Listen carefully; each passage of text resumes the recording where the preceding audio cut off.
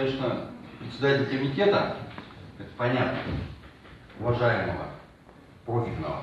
Но тем не менее, здесь не только, как говорится, вы как представитель комитета, а огромное количество других представителей, других, и в том числе министерств и так далее, ведомств. Мы не отказываемся, я еще Я сейчас говорю, пожалуйста. за хамство, вас постоянно перебиваете всех.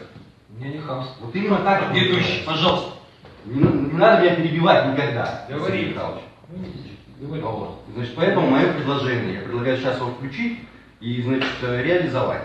Значит, создать рабочую группу и в каждое, значит, Росприроднадзор, Минпром, Минприрода, правовое управление, прокуратура предложить включить человека в эту рабочую группу.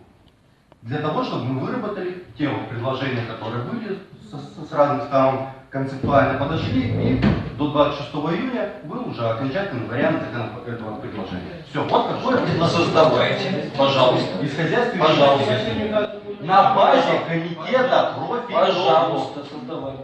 Ну вы председатель? Нет, подождите. Ну я законопроект не вносил. Вы понимаете? По регламенту вы внесли законопроект. Комитет наш. Вы нас попросили провести рабочую, мы собрали всех, провели, обсудили. Пожалуйста, создавайте. Вы законодатель у нас. Данного. Вы тогда давайте, мы поймаем. Мы Мы тоже войдем в вашу группу. Давайте, пожалуйста, создавайте. Давайте прямо сейчас. Давайте. Прямо сейчас, выходя с этого места.